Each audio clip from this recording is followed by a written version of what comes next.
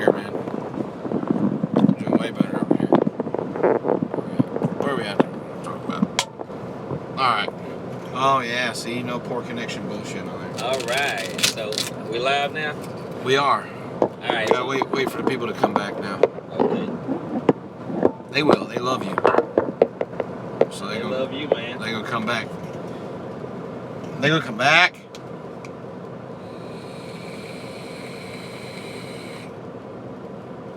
Okay, hopefully this works better. I switched parking spots. We moved the skittle across the bag. Got the skittle to the other end of the bag now. Yeah.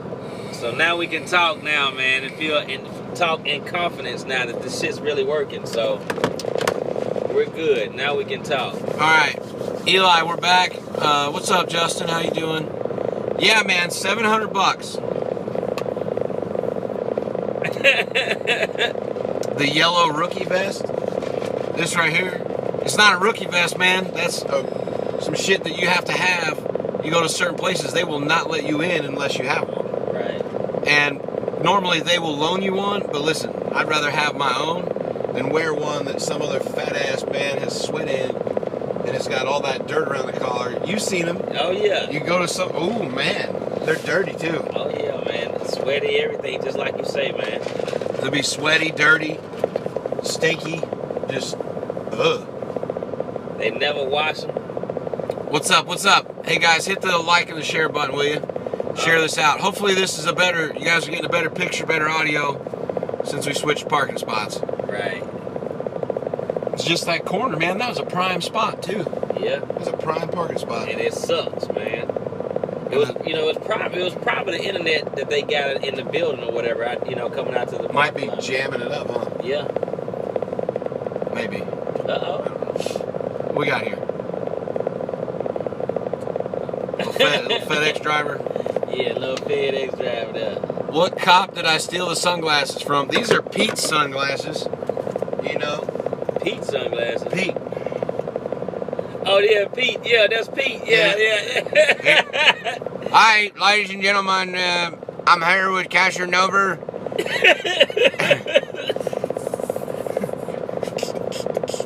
You got questions for Casanova? I'm gonna interview him.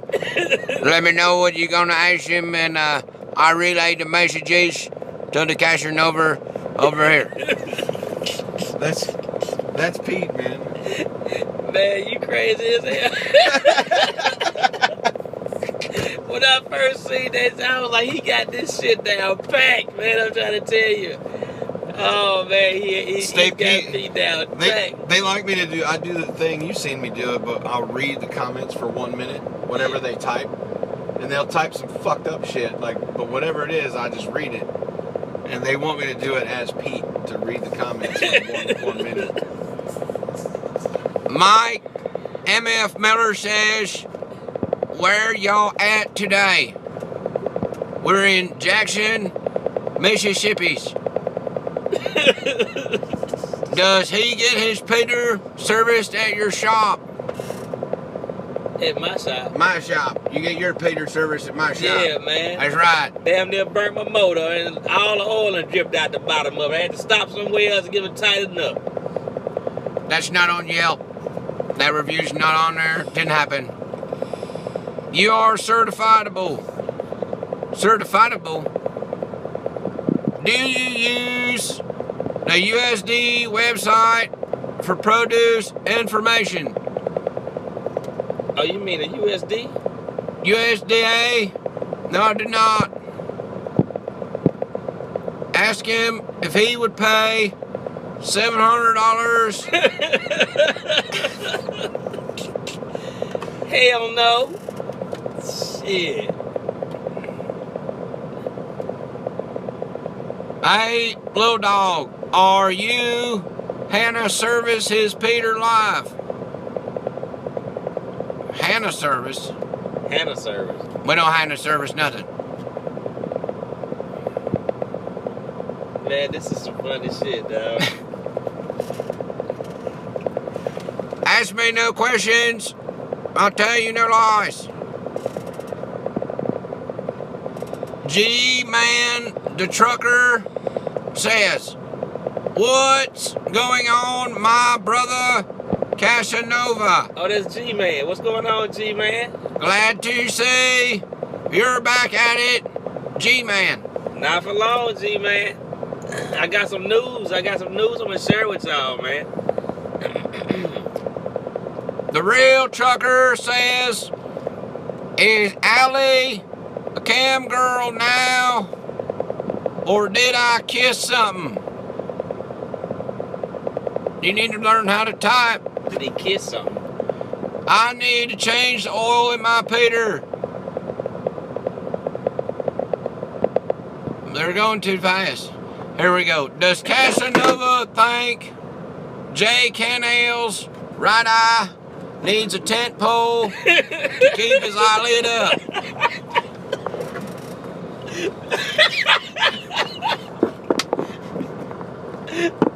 Hang on.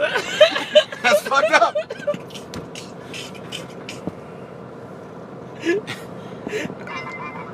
Outlaw 76 says, Hold on, I gotta grab it. we got to sway to intermission. Hey, Steven, how are you? Talking business. Oh shit. This is the WeBoost thingy. Yeah. It's the signal boosting part. Yeah, let me set this up with you today. But I'm gonna have to call you back here in about 20 minutes.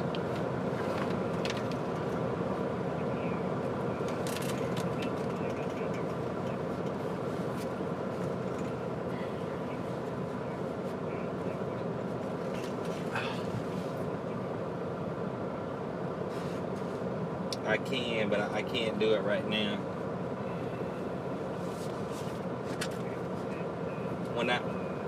When I give you a call back, I'll square it all. Right. When I call you back, I'll square it all up. Same here. Bye bye.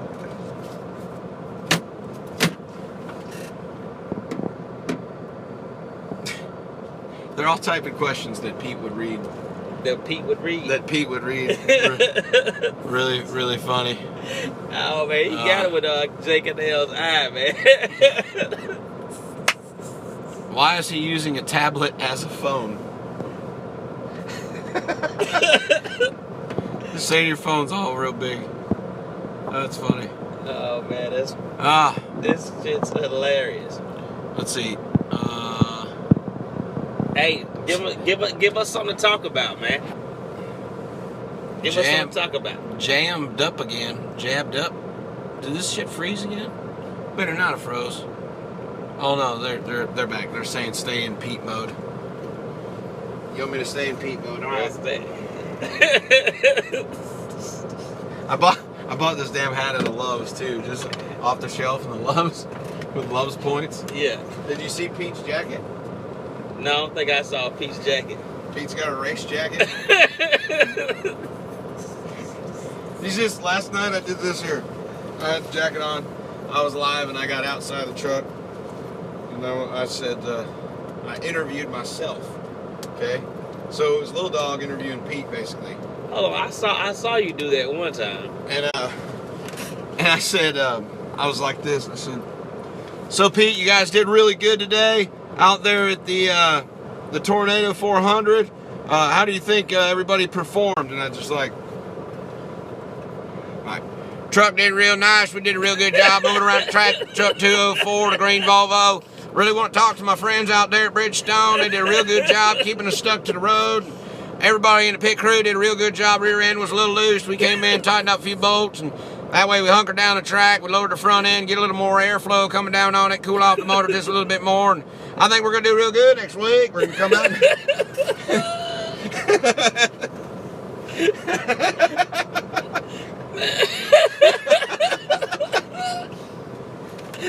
Man, that is too fucking funny, man. Ike said Casanova doesn't have a big phone, he has a small head. Oh man, okay, Ike. See you at the truck show, buddy. Oh my god.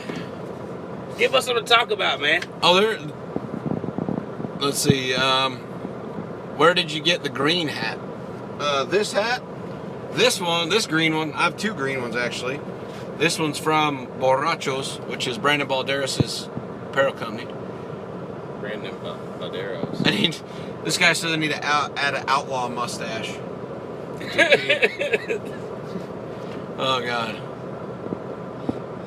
Let's see. Are you this guy wants to know, he says 601, are you still running the classic? No. No, not right now anyways. Not right That's now. a no. But I will be soon though. We will be. He will be. Who does Casanova drive for? Does he have a YouTube channel? Yes, he does have a YouTube channel. But I'll let him answer the who he drives for question. I don't drive for anybody. Drives for him damn self. No, I don't drive for myself either. Well, he owns the trucks. But it's a different story right now. I mean, I'm home every day, and I'm driving for a company. Leave it at that. I'm driving for a company, man. I am now. So now y'all know I'm home every day. But I'm trying to find something where I can run my truck and be home every day. I'm trying to get into a little grain hauling. So I set my reefers down, and if I can find something using my reefer, great, you know. But you know, I mean, I've given enough to the road, and I just don't want to give no more. You know. You've been out here for a while. Yeah, man, a long time. So. See, if you guys got owner-operator questions, that's the guy who you want to ask. Now, you were telling me earlier, do you want me to say anything, what you're planning on doing with the stuff on your YouTube? Oh, I don't care. So, hold on, let me change hats here. I'm gonna put on the business hat. I got business hats too, see? This is the business hat. And we gotta change sunglasses to go business on them. Alright, so what Cass is planning on doing, We got business hat on now. what he's planning on doing is taking down his YouTube videos. So if you haven't seen him and you want to see him, you need to go check him out before he does that. And yeah, you better, if you want, you better go download them before they gone, because they're gonna be gone in a minute. But go check him out. Just search Casanova601 and you'll find his channel. But he's planning on creating a training course for new owner-operators, lease operators, for advice on how to be successful and do it the right way the first time. That pretty much sums it up, right?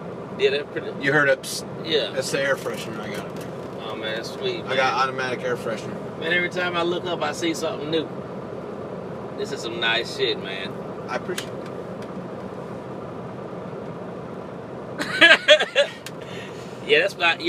That's what I'm gonna do, man. I'm gonna turn everything into a training course. I'm looking at two online courses on the internet. I don't know which one I'm gonna go with, but that's what I'm gonna do, man. You know, I want to be like Kevin Rutherford, and the only way I'm gonna get there is I've got to make these moves. You know, I mean, I've helped a lot of people with those videos. I didn't know that they were gonna make an impact like they did, but you know, I've given back to the community, and the only way I'm gonna get to where I want to be is I'm gonna have to make different moves, yeah, man. That's just all to it. I mean, I know I keep flip-flopping. Oh, I'm gonna leave the videos up. I'm gonna take them down. I'm gonna leave them up. I'm gonna take them down. No, they're gonna have to come down, man, and I'm gonna have to put them in training courses and try to get out there that way. So, are you gonna, like you did for your seminar that you did? Are you gonna create like a workbook type deal to go with the online portion? Exactly. The whole 9 yards. So I'm working with some people that can actually do that. We're going to be using a lot of the handwriting animation where you just see the hand that's doing all this other stuff. Okay. So we'll be doing a lot of that. along with the book and, you know what I mean, just the online classroom and stuff like that. And so it's going to take several months to even get it together. So they was like, don't even get in a rush. Don't think you're going to do this in 3 or 4 days or, you know, maybe even a month. Because there's so many different little subjects and then the stuff's got to be done out and it's going to cost a lot of money to do it. And so that's where I'm going with it, man. Because just like the guy was like, he was saying like Patreon isn't the way to go. I mean, maybe people will pay for that. I don't pay for Patreon, but I just don't see it being a Patreon, you know, I don't see it being Patreon material. Well, it could be, because, I mean, they could pay however much, you know, say whatever it is you decide, right? Right. And that gives them access to a private website or private wherever where to find these videos, where these videos are. Right. Same kind of idea. Yeah, you know, training course, you know how some people are, man, they'll come in, they'll make a donation, and it'll be a small donation, they'll get all the videos, and boom, they're gone. You know what I mean? Like, boom, they get Well, on Patreon, there's it's a reoccurring monthly thing. Yeah, but they can unsubscribe at any time, though, right? That's right. So if I only got like 20 videos, somebody can watch those 20 videos in one day, and then boom, they're gone. You know what I mean? Well, so, I think you'd have to space it out to where you have to figure out a way to kind of schedule it. You know, to schedule it to where, you know, every 2 weeks they get one, or however, you know. There has to be a way to do it. But Yeah, you'll figure it out. Yeah, but if they, you know, if they're trying to learn about, you know, what's going on, they're not gonna want to wait 2 weeks for this, 2 weeks for that, 2 weeks for this, 2 weeks for that. Just, you know, just get a course and be done with it. I think it's Suede. I think that's how you say it. But he says, I appreciate all that you have done for us through the years. Can't wait for the new training courses. All right. All right. Appreciate that, man. Red says, damn, that's a pretty awesome way to give back to the truckers. Thank you.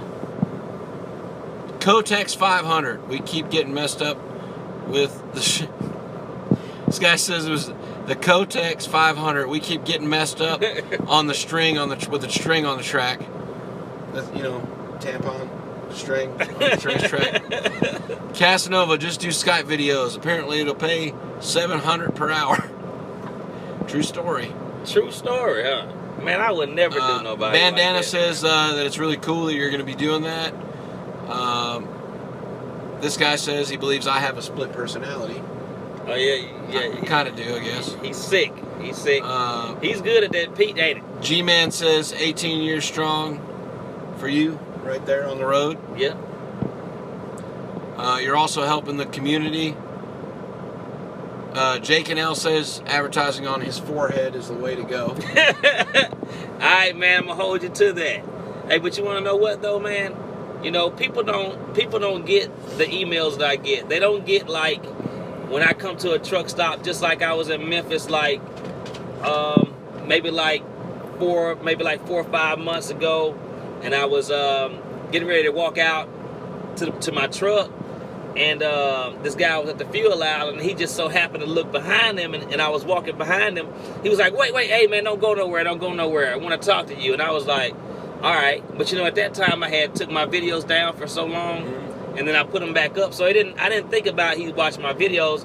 And I was like, wait a minute, yeah, he must have saw my videos before, whatever. So he was like, I want to show you something.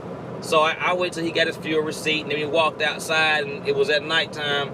And we walked out the doors, and he said, hey, man, he said, I want to thank you. He said, because of you, he said, that truck and trailer is mine.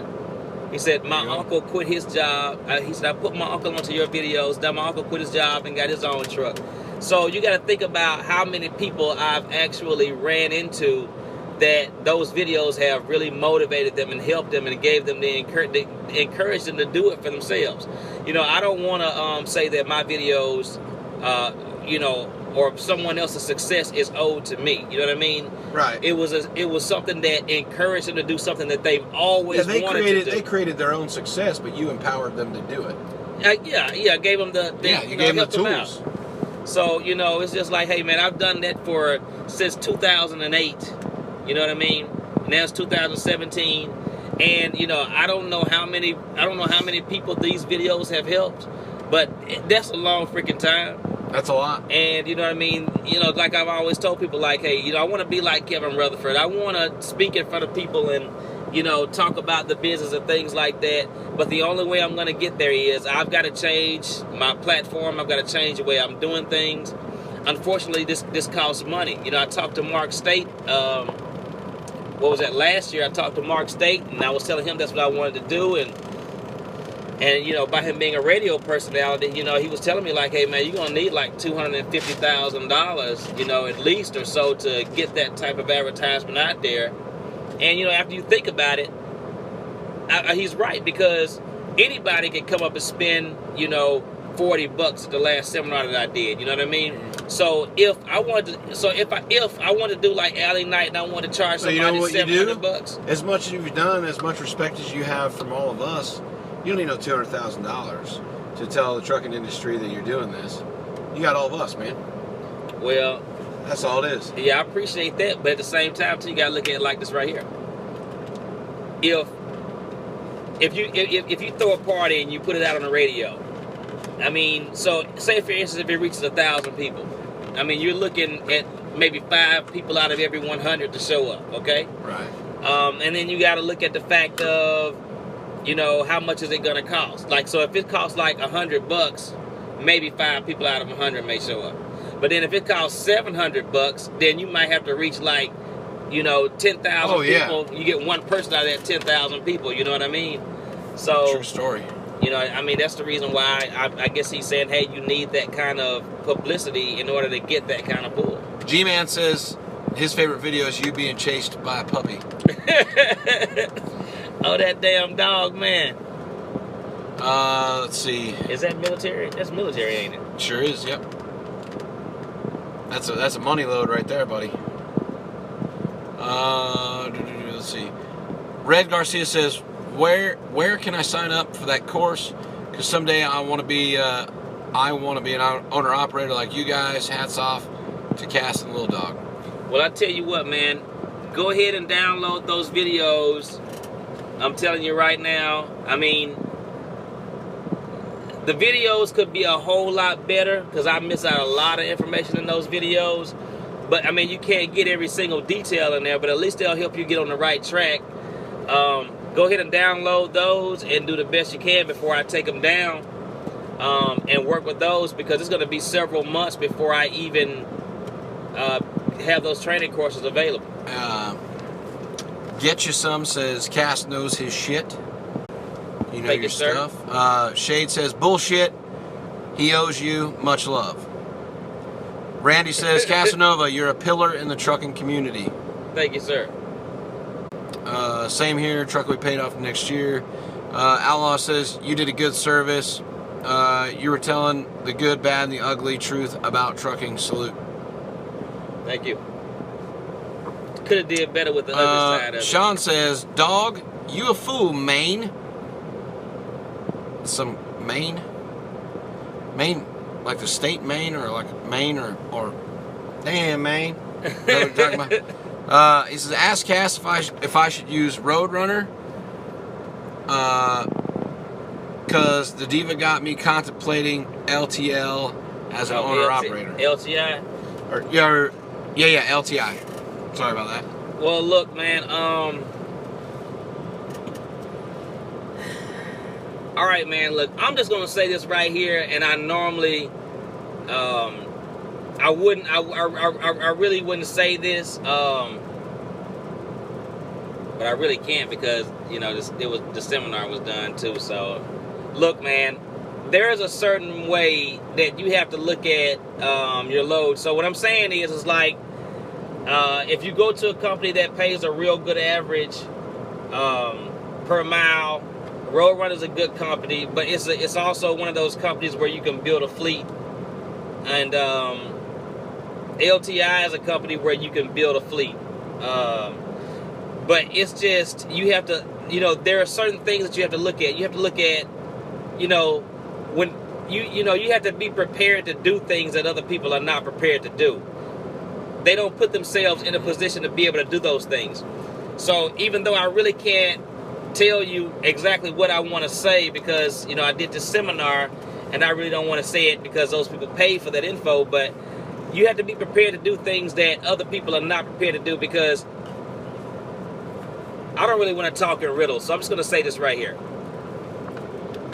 When you look at certain loads and you turn down loads, and I take that load, that's because I'm prepared to take that load. I'm always prepared to take that load. When you can't take that load, I'm prepared to take it. Let's just say, for instance, if a load it pays $500 for 200 miles. Now you might turn that load down, but I'm going to take that load because I'm prepared to take that load. But there are certain things that I look at, you know, that makes it like, okay, it's still going to be profitable for me because I'm looking at one thing. Okay, and I'm looking at one thing. So, well, no, I'm not only looking at one thing. I'm looking at, you know, 3 or 4 different, 5, 6 different things. You know, things that put you. It could be, you know, what time the load picks up, what time it delivers, where does it deliver, you know. So I mean, but there are other things that I'm looking at as far as money-wise that's going to determine if this is going to be a good load for me or not, because I'm trying to maintain something, okay? And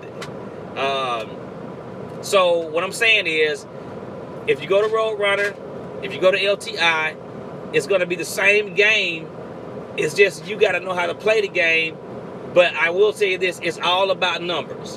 And, you know, you got so many guys out here that get so technical with, oh, this is what it costs me per mile to run my truck. Oh, this is what this is.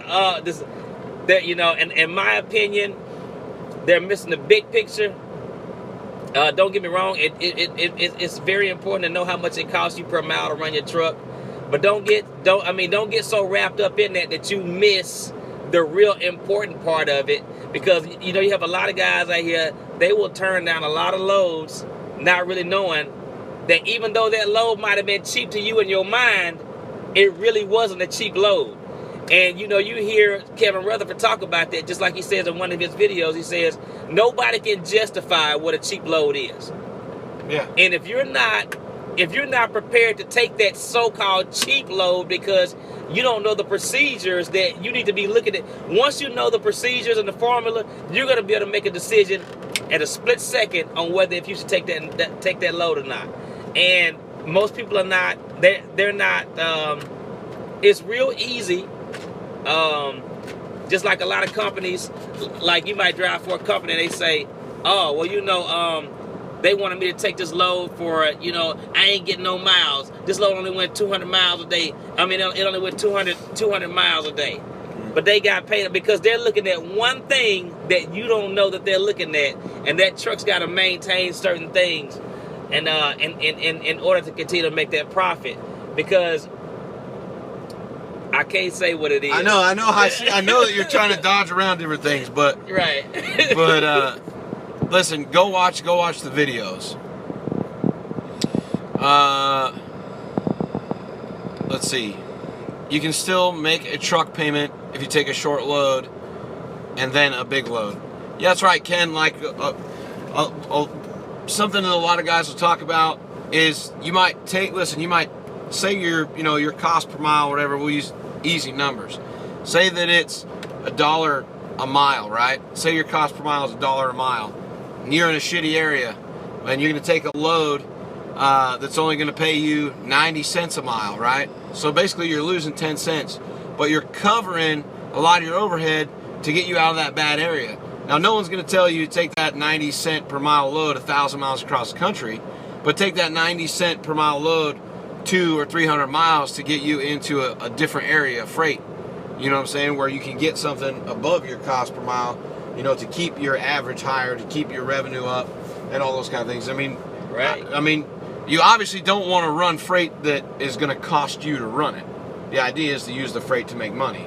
Right. So, yeah. But yes, you can run cheaper freight, and like Casanova said, you know, no one can really justify what cheap freight is, because cheap freight to me might not be cheap freight to him, and vice versa. So But you can run those cheap loads to get yourself into a better area. I've done it. I know you've done it. Hell yeah. We've all taken hits to get ourselves out of bad areas to get into good hot spots. Right, and it may not even be a hit. It may not even be a hit if you look at things in a totally different way. Like, you know, like I've said it before in my previous videos. Trucking Exec has said it. You know what I'm saying? You have to think about things in a totally different way. Just because you think that this works this particular way, it really doesn't work that way. You think it works this way, but it really doesn't work that way. And it just took me a very, very, very, very long time. Some people, you know, it might seem like, I'm just gonna be honest with you, it might seem like I know a lot, but look at how many years it took for me to understand it. Some people can jump right in it, boom, and figure this stuff out just like that. And I think one of the things I hear people repeat that you said was that in order to be successful in trucking, you're going to have to do things that other people don't want to do. That's right.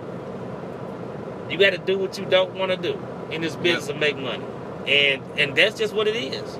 A lot of people, they don't like the Northeast. And I tell people, I said, listen, that is the wisest shit I've ever heard from anybody, because you've got to run in shitty weather, or you got to run at nighttime when you don't want to. Yeah. Early in the morning, you know, you're gonna pull heavy loads, you know, all kinds of different. But to make the real money, you got to do shit that no one else wants to do. That's right. 'Cause that's where the money is, right? Because they have to pay more to get someone to take that load. That's right. Absolutely. So those multi-stop things, you know, those night runs, those real tight windows, all those, you got to do it. That's how you make the money.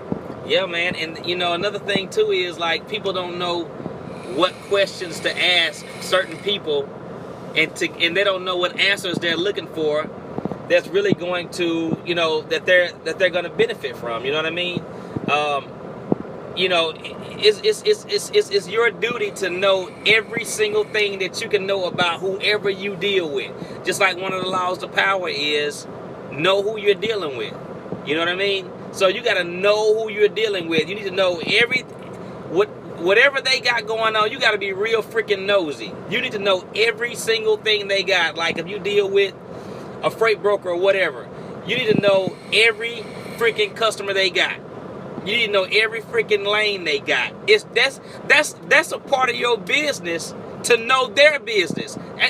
That's a part of your duty to know their business. So you have to ask these people certain questions, whether if it be, hey, how many times have you got this lane a week? How much does this lane pay? Is this a 24-hour shipper? All this stuff will, you know what I'm saying? It all comes into play. It all comes into play. Yeah. Is this a 24-hour shipper? Okay, well, if they're not, or if they are, you know what I mean? Yeah, is it first come, first serve? Is it appointment? Because the broker might tell you, say, hey, your appointment's at 5. Right. But they might be first come, first serve, so you might be able to get in there at noon. Yeah. You know what I'm saying? Yeah. Give yourself a 5-hour head start on that next load. Right, exactly. Put yourself in another area, so you're ahead of the game. But Outlaw says, I took a load from Alabama to Boston for $3,400 on 1,000 miles. That's good, yeah. Brought back a load from Boston to Alabama for 90 cents a mile. Still made a killing. Mm-hmm. That's because you maintained something. That's right. You probably don't know what you maintained, but you maintained it. So, you win some, you lose some. Sometimes, you know, you just break even. I mean, but when you got certain connections, you can keep on putting these lanes together. You know, after a while, your connections start looking like a spider web in certain areas of the country. You know what I mean? Yep. And once you can start doing that, because you got like 10 or 13 people that you deal with, and you know all of their freaking lanes, and it's gonna start popping in your mind. It's gonna start. I can go anywhere in the East Coast. I can go anywhere on the east side of the country. I can go anywhere in Texas, and I'm gonna make some damn good money. I can go in Florida. A lot of guys going to Florida. All the freight down there cheap. No, for you it is, not for me. Because Right. I'm going to go down there, but the only time I'm going to go down there is when my people have what I need. Other than that, I'm not going down there. Because you build a reputation. Exactly. Yeah. Exactly. Even if I had, a lot of people say, well, I had to come all the way back up to Atlanta to get a load.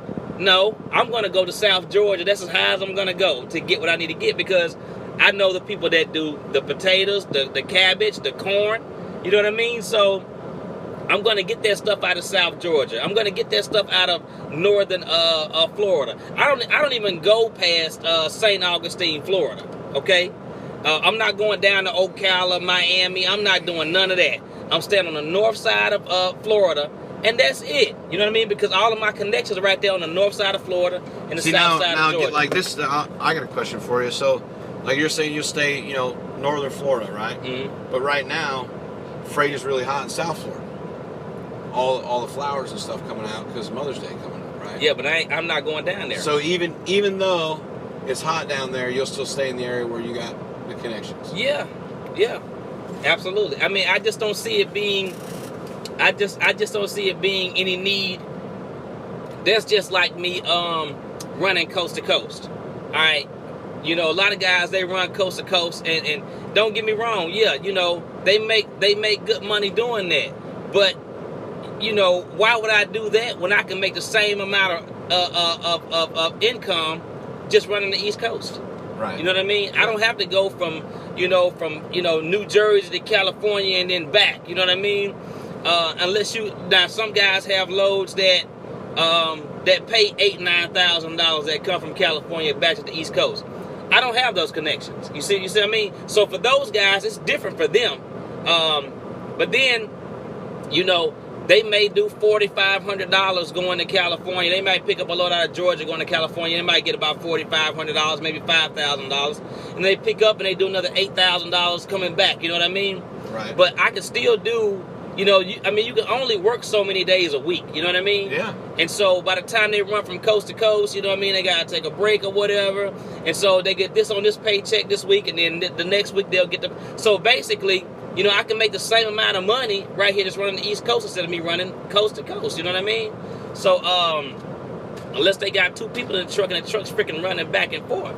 So, I mean, it's, people, in my personal opinion, just like the trucking exec has said, these big trucking companies, they set the rules. They set the standards. These loads will pay this. The numbers are this. And basically, the only thing you can do is try to figure out how you're going to make money that they're handing down to you.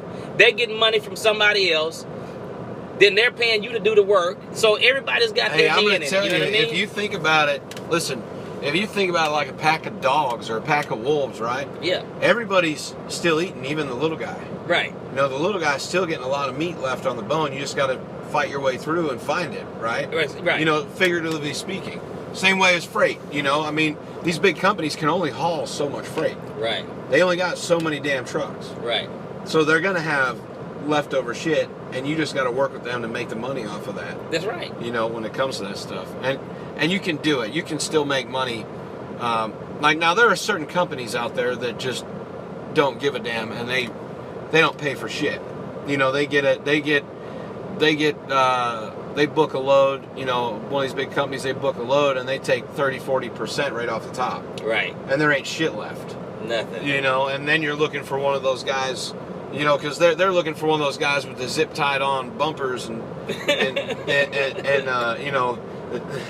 freaking plugs in the tires and zip ties holding their license plates on it. I mean, those are the guys that they're looking to run that freight at, 60, 70 cents a mile, that cheap ass shit. Right. But those guys they'll do it consistently. Those guys out in like California. Yeah. And I don't even listen, we all can agree that California is probably one of the strictest states for trucks. I believe it. I believe that it is these. Yeah, so for all the things that they for DOT. Because I've been out east more recently than I ever have been. Yeah. And I've been fucked with way more in California than I ever been even looked at out here. Yeah. Oh, they don't bother you out here, man. It's very rare that they even bother you out here, man. I mean, it's very rare that they even. And the further east you go, it's man. Look, I've only been. I'll tell you what shocked me. man. I'll tell you what shocked me. So for the first time ever, it was a couple weeks ago when I was out east, I went into Florida in a truck. It's the first time I ever been in Florida driving in a truck. Because I've spent all my time out west. I don't never come out here. Right. And Florida, similar to California, has the ag check stations. Right. The inspection stations. Right. In California, you've been out there, you got to pull up. What do you got? No, it's falling fucking flowers, whatever. You know, they want to know, they want to look at the bills, they want to make sure that you ain't got some potato that's going to grow on the side of the road or whatever the hell. Right. Florida, I pulled up, and I'm coming into Florida with a load. I pull up in the thing, the guy didn't even look at me, right? I pull up, the officer, he's just like, just back to what he was doing, you know, like, Yeah. like, hey, thanks for driving through, you know, like, it's just interesting, but, well, let's get to some of these. We're a little behind here. Where are we? Yeah, know who you're dealing with. Number one of the 10 commandments for truckers. Know who you're dealing with. Know who you dealing with, man. Let's see. Many things at the... Oh, hold on. Many things at the same time. Your channel... I don't know. I can't read that. No, I'm not hauling potatoes. What the hell am I hauling right now? Cabbage. Jose says you know your stuff. Thanks, Jose. Sean, know you both are what I consider... Sean Foster says, know you both are what I consider trucking blessings. For real, y'all be easy, and thanks again for the info. Thank you. You are very welcome. Sludo says, where are you from? To you. I'm from right here, Mississippi.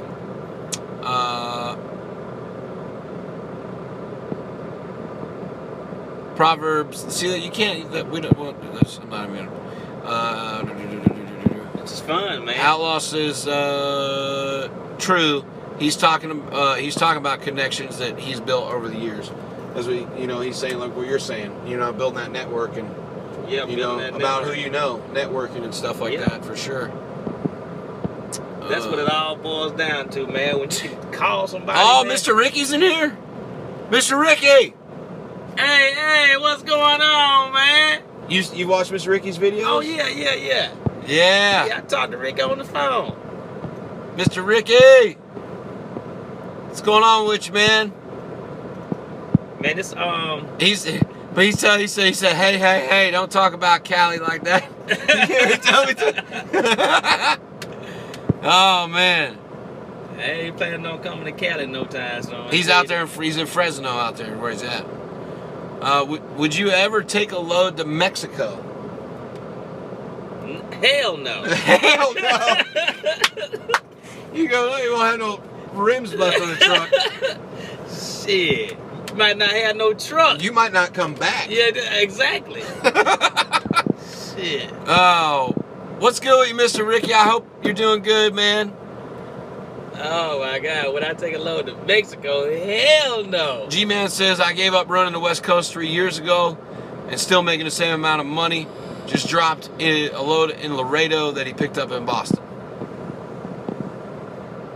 Jose says he's Mexican and he won't take a load to Mexico. Hey, don't get me wrong, man. So have you ever ran into Canada? Have you ever gone up in there? No, man, no. Just stayed all in the States? All in the States, man. All in the States. I mean, don't get me wrong. I have Canadian connections, though. Now, I could go in. I got connections in Ontario. I actually met that person on LinkedIn, and she had been trying to, come on, you gotta come. Yeah, I'm gonna come, and I never do it. But I could go into Canada, but But why though? I mean, why would you want to if you can? I mean, if you're making good money and you can sustain, if it's sustainable, right? Yeah. To keep doing what you're doing and you're making good money, why change it, right? I mean, I just stay in that groove. Yeah, I mean, I don't want. Yeah, I don't have any interest in going into Canada. You know what I mean? Yeah. So but yeah, everything will work fine just right here. But I want to give you, because I opened up my freight brokerage a few years ago, and then I let it go. Yeah. But I really opened it for my ex-wife. You know what I mean? and we were doing okay with it. It's just, you know, we had a lot of personal problems. But, you know, now, you know, this is the opportunity for me to get back out there and get into it. I think so. I mean, look at the industry. I see more guys leasing and buying trucks now than I did when I came in the industry a few years ago. Yeah. Yeah. A lot more guys doing it now. Yeah. And I think that's because the big company is being so restrictive on what guys can do. And everybody, I think realistically, everybody wants to drive because they want that freedom, that independence, right? Right. So those big companies are just tightening in on people, and everybody's just like, screw this, and go do their own thing, and then that's where a broker can make a killing. Right. You know. But I believe, you know, being a broker, like, I wouldn't want to beat a driver or anything. You know what I mean? Ricky says, Casanova, keep your ass in the States. I ain't going nowhere, Rick. I'm gonna be right here. Yeah, but I don't want to get over on nobody, man. You know what I mean? I just want to be fair. I believe that, you know, I believe that if I did it, I'm gonna do it. I believe just alone, like, you know, I can help drivers get loads, but I can show them what I'm looking at, right? So they can learn as they go along. You see what I mean? Too, yeah. Right. Yeah. So, you know, with that being said, so like, you might call to book a load and get an education. You don't know. Right. They might say, man, I don't want that load now. And then I can explain to them, like, look, if you take this load right here, this is what's going to happen. Right. You know, blah, blah, blah, blah. And this is why I would take this load. You know what I mean? Right. And then I'm going to have you something else over here. And then we're going to do it. Yeah, so you just start stacking them up. Stacking them up. And they'll be like, okay, now I understand what he's saying. But, you know, you have a lot of people out here, too, man. You know, before you get your own truck, you have to find a system on how you keep your receipts, how you do these different things. Yeah. And, you know, you got a lot of people, they don't have any organization. And there ain't nothing wrong with that. But once you know, okay, this is what I got to do, then you need to start doing it. You know, because when I first started doing it, I didn't care nothing about keeping no receipts and stuff like that because I didn't know. Mm-hmm. You know what I mean? So, you know, you have to get, like, a system down to where you can keep, like, when you get your authority, you know, even if you don't get your authority, but you keep a folder, right? You keep, like, your fuel receipts, exactly. That's it right there. It's right here. That's it right there. And I got everything. Exactly. Everything lined out right there. Exactly. Now that you know that, you have to do that. You have to keep all of your receipts. And it is a pain in the ass. It is. Because, you know, you get in a hurry and I've done it too, and I know you have. You get fuel and you take off and you forget to go in and get the damn receipts. Then you got to get online, print the freaking thing out. Yeah. I mean, thankfully you can do that now. You know, years ago you couldn't do that. Right. You know what I'm saying? You were screwed. Unless you went back to get it, but being organized is key, but you have to hold yourself accountable. Yeah, you do. You got to hold yourself accountable for it. You gotta keep those receipts. You gotta have all that stuff organized. You just can't, you know. But the way that I do it, man, I do it for each trip, so that I know, you know, I keep like some envelopes, and then, you know, I put certain information on the envelopes, and then, you know, I keep the receipts in the envelopes, and then after the trip's done, then I take that out, and put them into where it's supposed to go. See, but I always keep that envelope. I do the same thing, like, you know, because being Lease on Travel Loco, we send in our hard copy bills. Right. So I got a copy for myself. I got a printer up here, scanner, and I run me off a copy. Right. And I send them the original because they do factoring and all that kind of stuff, so they got to send all that kind of stuff in, you know what I mean? Right. But I keep copies of all that, and then I do it a month at a clip. Mm-hmm. So everything I have for that month, fuel receipts, everything goes in a filing cabinet at the house. Right.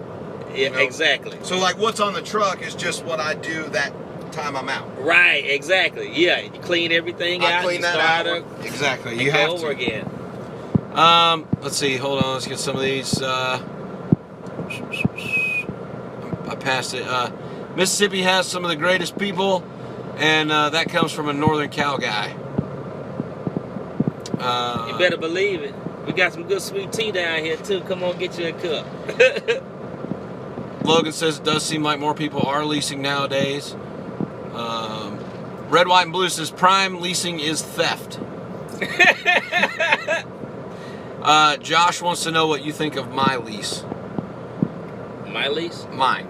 Yeah, I What do you mean, think of the way my lease is set up. I mean, I don't know. Yeah, I don't know how he doesn't it works. really know all the details of my lease. Well, I can tell you, my truck, trailer, insurance, all of that stuff, everything included, Okay. is just under $1,400 a week. Okay, that's not bad at And all. I'm buying the trailer. Right. You know what I'm saying? So I own it. And then I have no balloon payment, no interest. I'm paying what Eddie, the owner of Traveloco, is paying Volvo Okay. for the financing. So it's like basically if I went to Volvo and got the loan myself. Mm-hmm. You know what I'm saying? Right. So same kind of, like, he's making no money off of the sale of the truck. Mm-hmm. He's just the one that's holding the note with Volvo. Right. And that's it. Shit. And I get what's his name? I get 85% of the revenue off of it. Oh yeah. Okay. Well, I mean, I see where you can make money with it regardless. You know what? I'm glad you brought that up because I wanted to say something, but it slipped my mind. Once you know certain things, it really don't matter what company you go with. Once you understand how to make money, how the money is made, it really don't matter what company you go with. Yeah, and I can say that too. I think because there are people that are just killing it at Prime. There are people that are killing it over there, making tons of money because they figured out that system. Schneider too. And how to work it. Schneider, anywhere. I mean, there are some companies where, guys are basically just glorified company drivers when they lease a truck or something. But right. Because I think any company where you're tied to a dispatcher and you don't have an option of the load you're taking, that's your company driver. Right. Yeah, I understand. But there, you can make money everywhere. Yeah, you can make money everywhere. Once you know certain principles, once you understand though, because like I tell people, there's a difference between knowing and understanding. Once you understand those principles, you can go just about to any company and make the money. Yeah. Some people might not think that, even if you bring home $1,300, $1,400, $1,700 a week, to some people that's still not enough money. They don't think that they're making enough. But well, I think those people are the ones that are living beyond their means, though, too. Yeah, absolutely. Yeah. If you want to live in a higher class, get your money up. Get your money up. You know what I mean? If you got to make more, but don't live in that level before you get your wallet to that level. Right. You know what I'm saying? And so a lot of people, and this right here what I notice about a lot of people too, is that they never feel like they make enough money. But the thing is, your truck is only going to make so much money. Yeah, you can only run so much. That's it. Your truck is only going to make so much money. So the only way you're going to make more money is to start adding equipment on. That's the only way you're going to make more money. So, people just don't really get it. Like, your truck is only going to make so much money a week. You know it. You already know it's going to fluctuate. The only way you're going to make more money is you have to start adding trucks on. That's it. Whether if you're running under somebody else's authority or you're running under your own authority, there comes a point in time where you're going to have to start adding on if you want to put more money in your pocket. Simple and plain, man. And you take those same principles and you run that truck the same way that you would run your own truck. And, you just have to get, that's one of the hardest things, man. Yeah.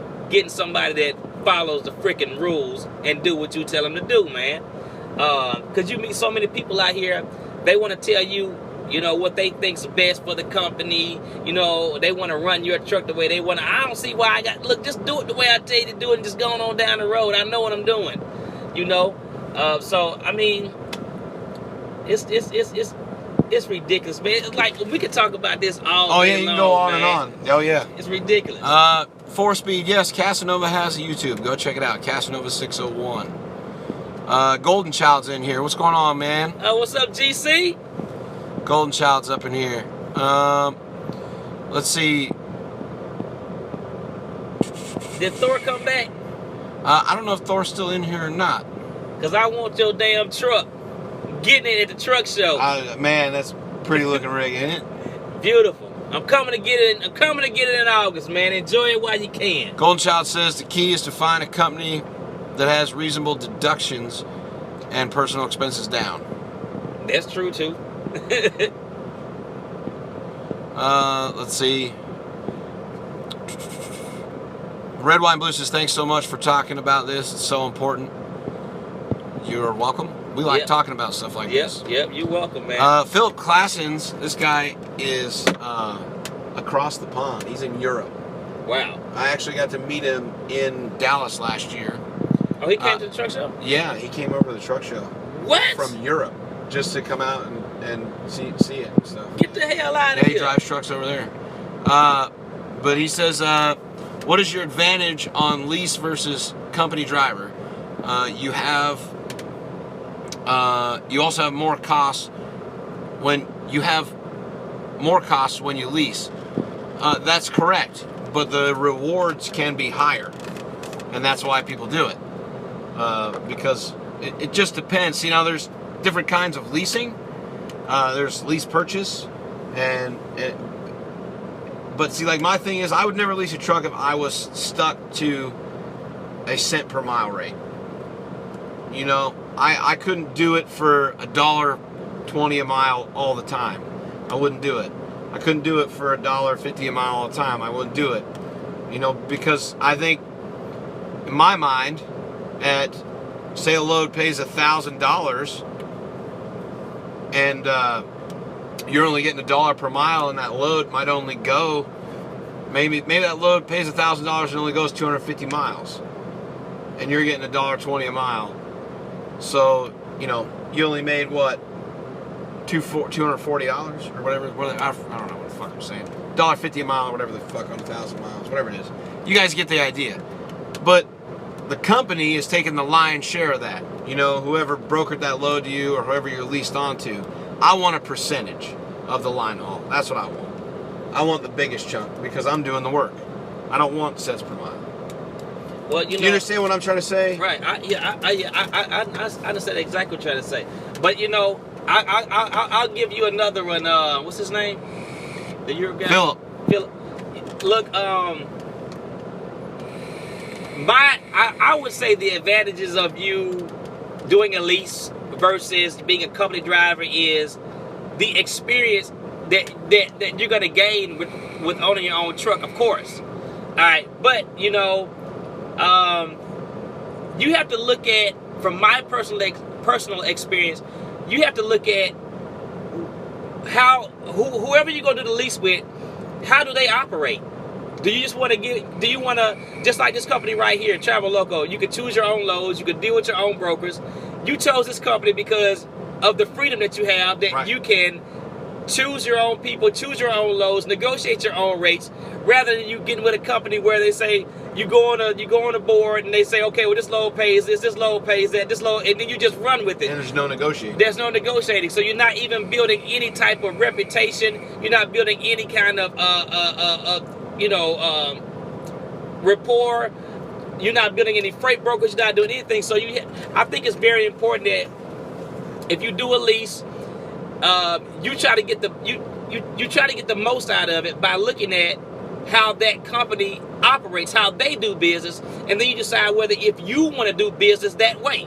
If you just want to go on a load board and just find the loads they got set up for you, then you would choose a company for that. If you want to go to a company that will help you find loads as well as you being able to find your own loads, then you go and do that. And that's what we do here. Right, and that's the way I would choose my company. I want to have the ability to use my own freight brokers that I have been using for years versus not only using their freight brokers and the people that they've been using for years. So after a while, not only do you have your connections, but you start to gain their connections. Right. So even when you go under your own authority, they can't stop you from using that freight broker. And you still know all those people. You still know all those people. You still have that record because they know you. Hey, you were the driver that made that load on time for me when that tight window happened. That's right. So when you call them up and say, hey, man, I'm in South Texas, you know, you got anything down here like you had last time? Oh, for you, man? Yeah, heck yeah, I got something for you. You know? That's right. And so, yeah, I mean, reputation means a lot to the brokers, to the drivers, everything. Yeah, so you have to look at how that company operates and decide whether if you want to do business that way. These guys are asking how they get your DVDs. You have to go on to the LionStarPG.com website. It has not been updated, but you can go up there and order it, and then when I get to the house, I'll send it out to you. It's $50 a pop, but it could be a whole lot better. It's got a whole lot of information on there, but it could be a whole lot better too. So, but that's how you get it. Philip says it's like poker. When the risk is high, you win more. Yeah, it's true. Yeah. To me, every day picking a load or choosing a load or whatever, sometimes it's just like a crapshoot. You know what I mean? Right. Like it's a toss of the dice, because if you take that, you have to take that load right at the right time. To me, I think it's about timing. Because if you get it early in the day, you might get paid less on it. You know what I'm saying? Right. And if you wait till later in the day, somebody might come along and snatch that sucker up, and then you're like, oh shit. So you gotta pull the trigger at the right time. But in order to be able to pull the trigger at the right time, you have to learn, right? You have to have the knowledge and know the area that you're in, know what kind of freight's coming in and out of there. You have to watch. I watch the reports to see where the hot spots are in the country. Right. I follow along with DAT. Like I get their newsletter, and it says like averages in the country for like flatbed or reefer or dry van. To tell you where they see it peaking. Now they're basing all of that off of the loads that are on their board. Right. But as their board is so huge, so you can kind of get a gauge of what the industry is doing. But I tell you what, though. I tell you something that you're probably not doing, because what you just explained to me is something that I used to do a long time ago, and it used to hurt me. So what am I not doing? Cold calling. That's true. I don't do that. I know. I do not do that. Because I've been there. You're not cold calling. And cold calling is a very that's when you get for you guys that don't know what he's talking about. Cold calling is just picking up the phone and calling somebody out of nowhere and saying, hey, you got a load, in this situation, you got a load in this area, you got any freight in this area or whatever. That's, like salesmen, that's what they do. They cold call people. Right. And, but that's what cold calling is. And ask certain questions. Hey, man, or you might look on a load board and be like, hey, man, you got this load right here? Yeah, you got this load right here, picking up out of Jackson, Mississippi, going to so-and-so? Yeah, picks up tomorrow? Yeah, how much does load pay? So. Okay. All right, thank you. Hey, man, you got a load picking up out of Picayune, Mississippi, going over to Dallas, Texas. How much does the load pay? Okay, thank you. Hey, man, you got a load picking up out of Memphis, Tennessee, going over to Dallas, Texas. How much does the load pay? Okay, thank you. You got to keep on doing that. Yeah. And then, you know what I mean? Like, just ask them these certain questions. When does it pick up? When does it deliver? Is it a 24-hour receiver? Is it 24-hour pickup? You got to keep on doing that with everybody. And then when you find people you like, I'll tell you what bugs me the most. And, I'm guilty of it. I'm sure other people are too. But I do it for different reasons, obviously. And I said this in a video when I talked about people choosing freight. And that trucking isn't a travel agency. Because there's people that will say, oh, I have to go here. I have to go from Jackson, Mississippi straight to, like for me. So I'd say if I said I got to go straight from Jackson to Reno. You know what I mean? Right. Instead of being open to maybe going from Jackson to Houston to Reno, because I might make more money on it. Right. You know what I'm saying? So people that do that kind of stuff, like, oh no, I'm not doing that. I want to load straight there. You know what I'm saying? Right. We might both be in the same place and want to go to the same place, and I'll probably get there faster because I'll go a whole different route, make money doing it while your ass is sitting here waiting on a straight shot. Right, a straight shot. No, man. You got to be flexible, and you have to. To be successul, you got to do the things that other people don't want to do. That's right, man. Because it's like this right here. Why would I pick up a load out of Indiana going to New Jersey when I know that 9 times out of 10 it's going to pay the same as me picking up out of Ohio going to New Jersey? Why would I do that? You know what I mean? Is it going to be enough for me to deadhead over from, say, for instance, when I was living in Cincinnati, over to Indianapolis, 100 miles to pick up a load to go to New Jersey? I might have to deadhead 100 miles from Cincinnati to go to Columbus to pick up a load that's going to pay the exact same as me going 100 miles this way to Indianapolis when I could have went 100 miles closer to New Jersey and still got the same amount of pay. You know what I mean? Well, but yeah, see, like, and you're actually saving money because you're running that deadhead. You know, you're running that in that direction already, empty, instead of going over and then backtracking to go back the other way. Exactly. And so, you know what I mean? Like, but the thing is, people don't even know why they buy cheap fuel other than it's cheap. Believe that? Cheap fuel might end up costing you more money. Well, it might. But at the same time, they don't even know why they're buying cheap fuel other than it's cheap. And I'm not gonna say nothing about that. That's what I'm saying. Like, this shit is so easy. But it took me so many years to understand what I was doing. You know what I mean? Like I said, some people can jump in this and they'll be able to, because they're numbers people. You know what I mean? Right. You know, I'm not like that. It took me a long time to understand what was going on. And you know, that's the reason why you would see these guys, they run up and down the road and their trucks are fixed up, beautiful, gorgeous trucks. They got beautiful homes. They got, you know, their families are well taken care of. That's because they know stuff that majority of people, they know, but they don't understand. You know what I mean? Mm-hmm. And that's like what it all boils down to. Some people are doing things they don't even know why they're doing it. They don't even know why they're doing it. Other than other people are doing it. That's right. You know, some people go home and they go home with a empty tank or almost empty tank, and I'm like,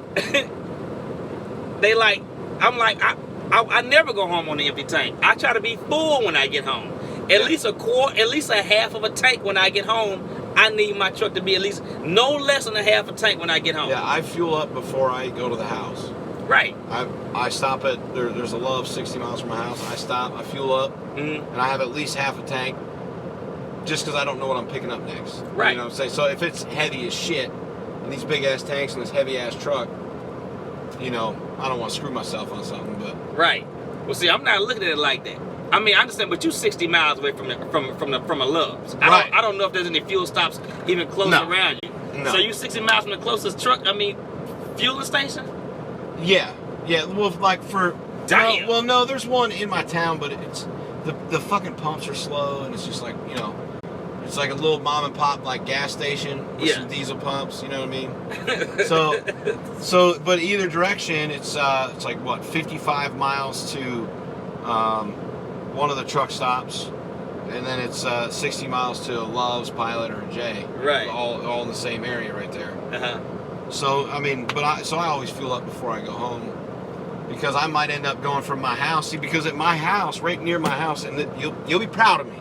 You'll be proud of me on this, because starting this month, I actually got direct shipping from a place that's a quarter mile from my house. What? They ship produce. Oh man, yeah, that's great, so dude. There's farms all around where I live. Yeah. So I got with them. I bugged the shit out of them. I told them, hey, I'm a local guy. I own a truck. I got a reefer. You know, blah blah blah. And they said, oh yeah. They said, hey, you know, we'll run you for a little while, see how everything works out, and then maybe the other guys at your company can do some stuff for us too. So the other travel local drivers. But they gave me, I'll be able to run a triangle basically. Okay. So they gave me 3 different locations. The one by my house in Yerington, Nevada, 500 miles away down near San Diego, El Centro, down there, and then over near Modesto, right over the mountain. So, oh man. So I'll be able to just, you know, get in a little loop starting this month actually. Oh man, yeah, congratulations on that, man. Yeah. Direct shipping. The direct shipping is the way to go if you want to really set yourself up to be able to be home more often and build those relationships with you know, continuing customers. That's right, man. Then you might be able to ask other questions like, damn, who the hell is that? I don't know, but he's creeping. That's some dark ass tint on that car. Yeah, freaking cops. Oh, it's definitely cops for sure. Looking for somebody. I think that's that guy right there. I think he's at all these little truck stop. He stops and goes in and out. But anyways, damn, kind of lost my train of thought. But yeah, man, congratulations on that. But you know, like, man, you know, we can talk about this stuff all day long, you can keep going on and on. It's crazy. We can do a 5-hour live feed talking about freight and everything the whole time. Right, man. You know, with no issues, man. Yeah. No issues. We can talk about this all day long, man. Let me see what we got on here. Thanks, Golden Child. Appreciate it.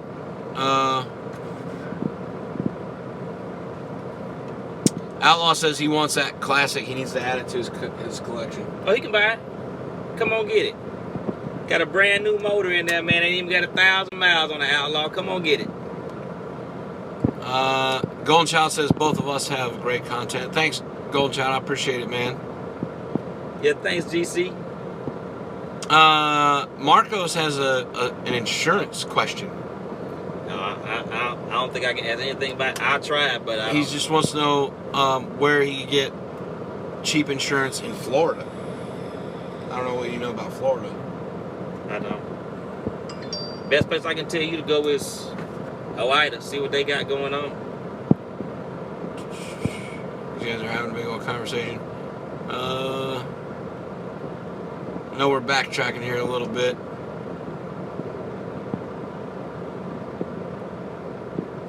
Hanford, Washington nuclear tunnel collapse. Captain Solo says, smell me some bullshit up in here. Guess what? I smell you getting kicked the fuck out of here. Yeah, fuck them. Think about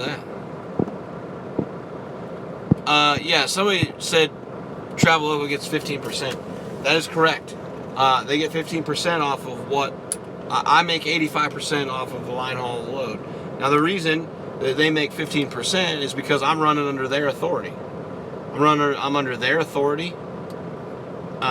Eddie has, you know, put his name on this truck, basically. I mean, this truck is, what all said and done, probably about $250,000 altogether. The truck, the trailer, everything that's gone into it, all that kind of stuff. And listen, I'm gonna tell you this right now: when somebody is willing to do that for you, if you're gonna nickel and dime people over 1% or 2% or something like that, when I'm making really good money at 85%, this ain't for you. Because when someone's doing you a solid like that, there ain't very many people out there that will say, hey, I'll put $250,000 up for you. I'll put my name on a $250,000 loan for you. Yep. And I don't want nothing out of that loan. You just run freight and I make money off the freight. That's right. Not off the driver. That's you right. know? And I'm okay with that. I'm okay with people making money off me if they're helping me. You know, that's the thing. I'm okay with it. I'm okay with it too, man. Hey Cass,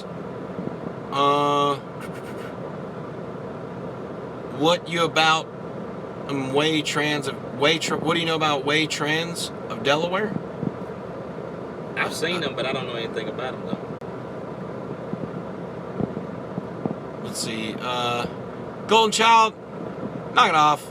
This guy gave us $5 up in here. He gave $5. I appreciate it, man. But you don't got to be doing all that. Golden Child crazy as hell. Let's see. Okay, where are we at? Where are you guys at in Jackson, Mississippi? We're at the Loves. It's what is it? Exit 47. Yeah. Yeah, that's right, Outlaw. Everybody needs to make money. That's just a bit. That's why you go into business. You know, you go into business to make money. That's right. You know, if you went out and said, "Oh, I'll give you $250,000," and I don't want nothing back, that's charity. That's not business. You know, there's a difference. If somebody putting up that kind of bread for you, man, I mean, I won't show them, but I'll show you. I won't show them, but I'll show you. Right there. That's my LLC right there. That's the cab car for this truck. Yep, that's you, man. That's you. You know what I'm saying? So.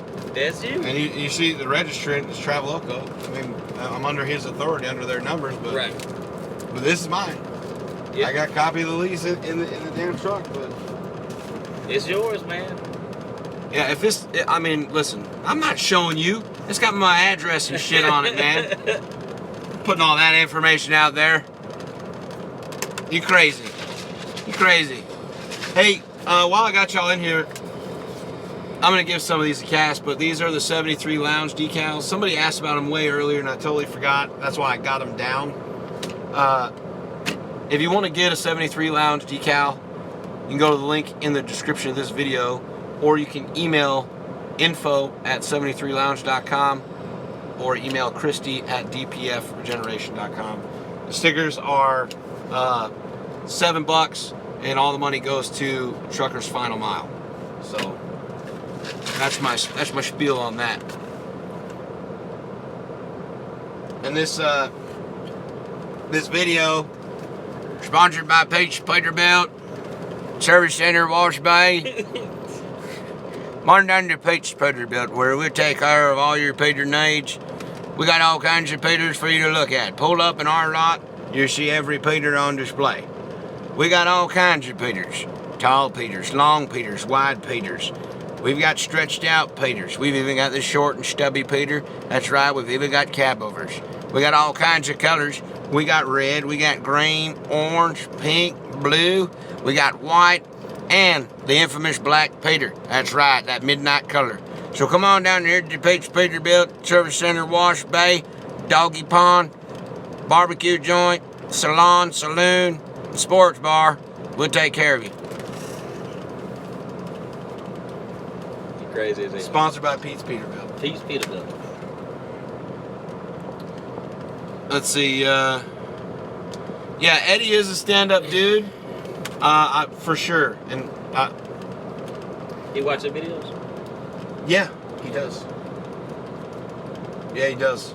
He actually, and I'll tell you something that I don't know if I told everybody, but after I did that Freight Broker Exposed video, that guy called Eddie.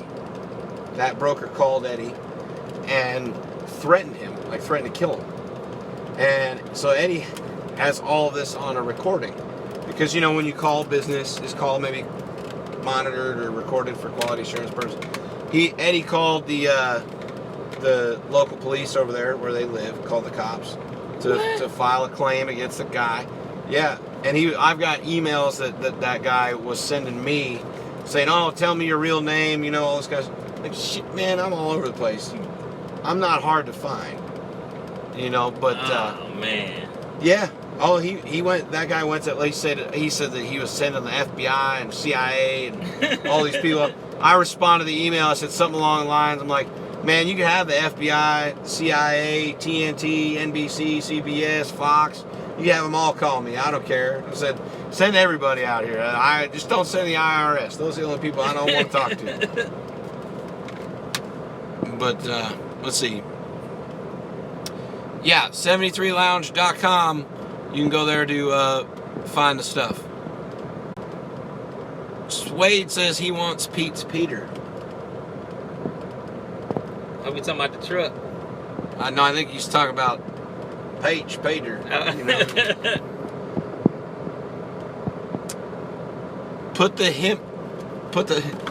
Goldchild says put the pimp hat back on. He didn't cut us off. He called while, there we go, so we're back now. Oh, man, he didn't cut us off. He did cut us off, because he's like, call me. He was texting me, call me. So there's money in that shit right there, I'll tell you. A lot of work, too. Yeah, yes, sir. A lot of work. There's a car hauler passing us. This thing's going to come back anyway. All right, guys, I got some phone calls coming in that I need to take care of. But I appreciate you guys tuning in. Go check out Cass on the YouTubes. He's over there on the YouTubes. Casanova601. Just do a Google. Do a Google. And we'll talk to you guys later. Everybody go check out 73lounge.com. And take care, guys. Be safe. Peace.